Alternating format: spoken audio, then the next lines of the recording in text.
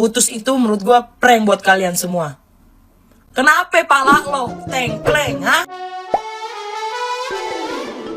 Hola netizen yang tercinta, Fadel Bajide akhirnya menjawab rasa penasaran netizen yang berbakti soal status hubungannya dengan Loli. Sempat mengumumkan putus, namun akhir-akhir ini Fadel kembali lengket dengan Loli. Bukan balikan, ternyata sejoli itu memang tidak pernah putus dari awal. Kata Fadel Bajide, sejak awal dia memang berniat mengelabui semua orang. Hal ini disampaikan Fadel dalam konferensi pers yang digelarnya. Fadel mengatakan bahwa sejak awal semua itu sudah direncanakan alias prank. Isu putus dia gembor-gemborkan hanya untuk menjaga hubungannya menjadi lebih privacy. Nah, gimana nih menurut netizen yang terhormat? Silahkan berkomentar ya. Lagi rame lagi nih klarifikasi si Fadel. Ya ampun, kuotaku jadi habis. Nontonin sampai habis. Ada aja si Fadel. Lu gak cocok jadi Fadel, lu cocok jadi Pak D. Biar lebih bijak dikit. Fadel. Cocoknya jadi Falak. Serem. Soal yang serem lu mainin anak orang. Kang Semir bisa aja. Lagian si Loli juga mau aja sih sama si Fadel. Aduh, di pasar Minggu banyak itu yang jual laser ijo. Loli anak cantik loh itu. Si Fadel juga ngapain sih ngeprank Densu? Lu ngeprank orang lu, nanti lu di-prank di dalam bui. Ada aja. Lu kan dancer. Kalau dancer mah yang goyang tuh badannya, kenapa jadi goyang lidah? Ada aja. Udah gitu masa dia bilang dia dari keluarga berada. Iya emang sih, kita semua dari keluarga berada di tanah air yang tercinta Indonesia. Lu berada di mana? Di Palembang Namek lu, saudara Piccolo lu. Padel bisa aja nih. Gue buka juga di topi lu nih. Isinya apa itu topi lu? Anaconda.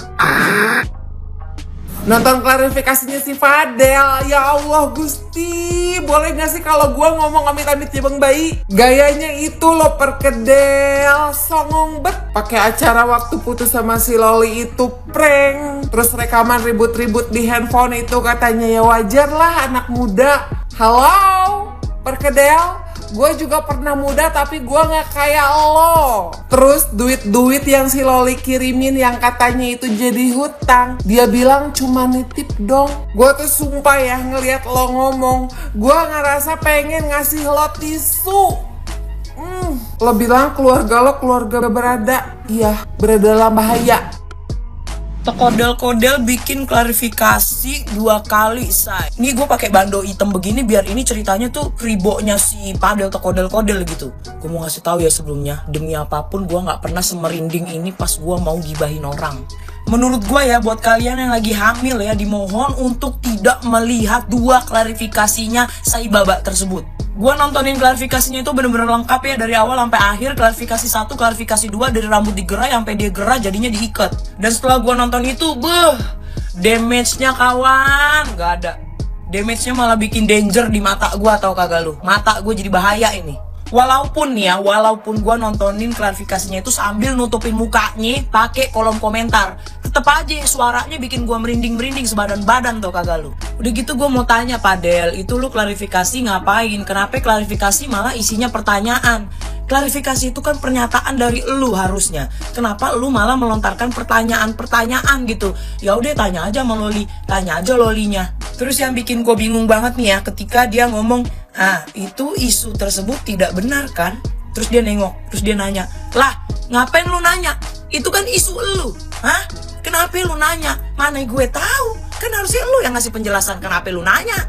Gue tuh rasanya langsung mau nanya gitu ke Kagem paham gak sih ini 2 klarifikasinya dia ngapain gitu? Kalau nggak paham tolong dikasih paham Kagem. Keluarga gue itu keluarga berada. Iya, berada di dunia, berada dalam masalah, berada dalam kesulitan. Bener, berada, nggak salah lu. Mulut lu nggak salah, berada memang. Jangan adu ide sama gue, jangan adu konten sama gue. Putus itu menurut gue prank buat kalian semua. Kenapa pala lo tengkleng, Menurut gue ya guys ya, Fadel itu kagak cakep, kagak jelek juga. Dengan catatan, dengan syarat, jangan dilihat.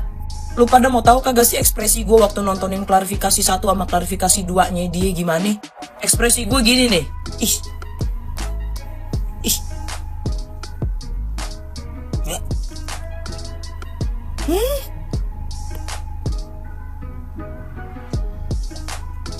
Begitu kira-kira kawan.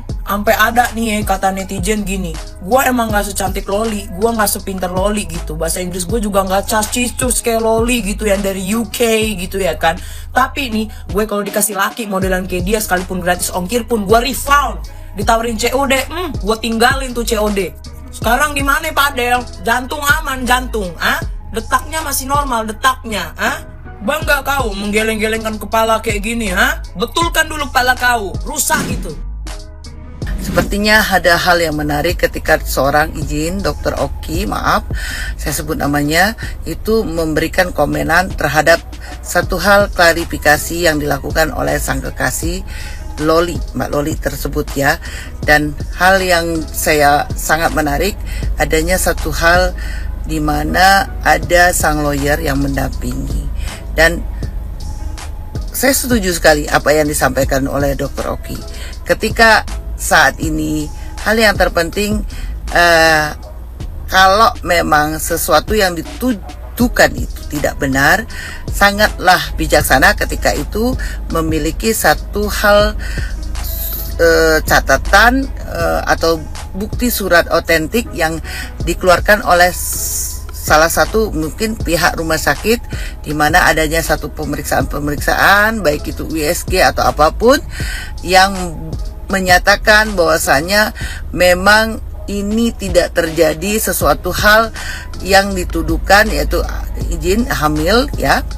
Jadi kalau hal ini dilakukan sungguh sangat menarik buat saya gitu loh. Artinya ini satu nilai pembuktian yang sangat jelas gitu, dan memang tidak terjadinya sesuatu yang diduga yang selama ini dilontarkan ya.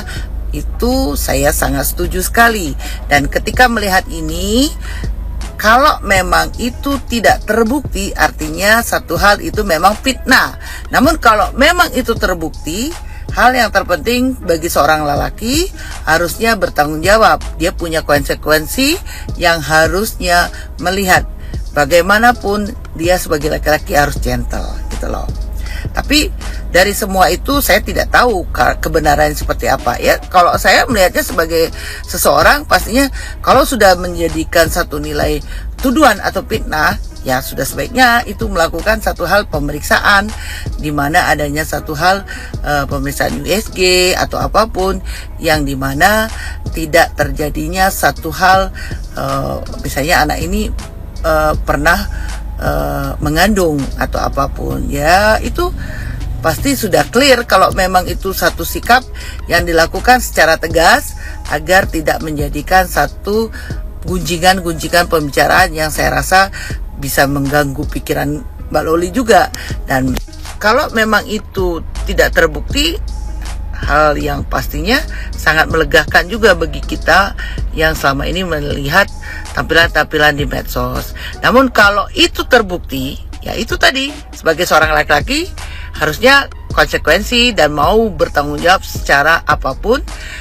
Bagi kita sebagai kaum perempuan pasti sudah satu hal kewajiban bagi laki-laki sebagai seorang kekasih, kalau memang itu melakukan hal-hal yang dituduhkan, tanggung jawab dong ya. Apalagi anak itu di bawah umur, ada hal catatan yang mungkin bisa dilakukan, upaya apapun pastinya bisa dilakukan oleh sang ibu kalau memang itu dirasakan ada hal-hal yang merugikan pastinya ya. Jadi bagi saya sebagai seseorang yang melihat tampilan di medsos ini, saya juga bingung. Ini sebenarnya permasalahan pribadi dan tidak layak ditampilkan di muka umum. Jadi ada hal-hal yang pastinya bisa diselesaikan secara kekeluargaan, dan itu merupakan hal yang sifatnya sangat pribadi dan bisa merugikan kedua belah pihak juga kalau memang itu hal-hal yang pastinya tidak baik untuk dibicarakan di muka umum. Apalagi kita melihatnya itu juga, saya mikir gini, astagfirullahaladzim, Masya Allah, mudah-mudahan hal tersebut bisa diselesaikan dengan baik. Dan terlepas apapun, kita sebagai netizen hanya bisa melihat tampilan di luar. Dan yang pasti ya, ketika menjadi seseorang, sudah selayaknya juga Mbak Loli menjaga kehormatannya sebagai seorang perempuan dan seorang kekasih, menghargai, menghormati, dan menyayangi, melindungi pasangannya adalah hal yang terbaik dari sisi kehidupan sebagai seseorang lelaki yang gentle pastinya. Terima kasih. Assalamualaikum warahmatullahi wabarakatuh.